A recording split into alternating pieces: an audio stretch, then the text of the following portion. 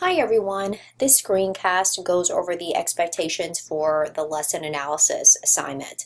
For this assignment, you're going to need a detailed lesson plan. It can be a lesson plan that you've created in MAT 5310 or 5320.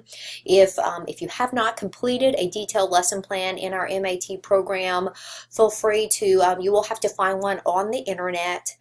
I would suggest definitely finding one in your content area, in your subject area, just to make it more relevant to more relevant to you.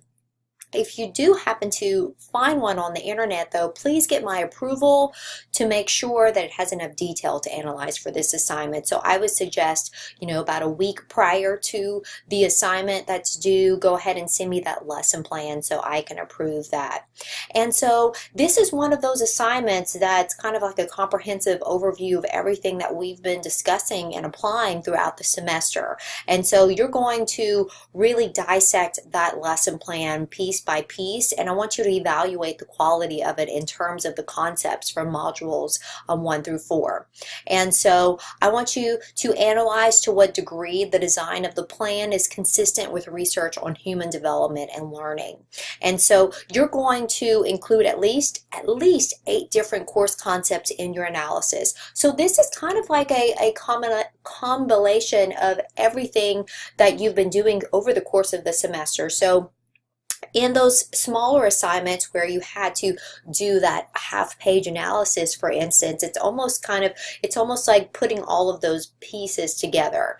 And so this analysis should be approximately 3 to 4 double-spaced type pages whenever you're finished. And when you submit your analysis to Blackboard, I want you to also include the lesson plan. So you'll have 2 attachments, your lesson plan and your lesson analysis. If I don't have a lesson plan, guys, I cannot I can't adequately evaluate your lesson analysis if I don't have the plan in front of me as well. And so as far as audience, when you're writing this, consider me your audience. In other words, you don't need to explain in great detail the course concepts of your paper. Just analyze and evaluate their use. And so for the rubric that I'll be using for this particular assignment, first I'm going to make sure that all course concepts are accurately applied throughout the analysis. I'm looking to see that there at least 8 different course concepts are being used, and that all sections include an analysis that is very thoughtful and well developed and thorough. And finally, I'm also looking for professional language. And I do have a sample lesson analysis for you. I do not have the actual lesson plan that was used, but this definitely gives you a lot of detail so you can see how my expectations for this. And so this particular analysis, it's an area and volume lesson. It is a math lesson.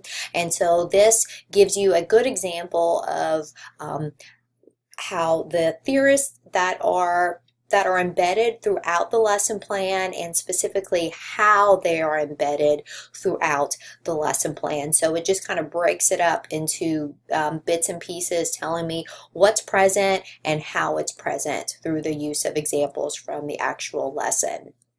So if you have any questions, please review this. Please read over this sample lesson pretty clearly, pretty well, pretty thoroughly. And so I see that there's a typo right here. Sorry about that. If you have any questions, please let me know. Thanks so much.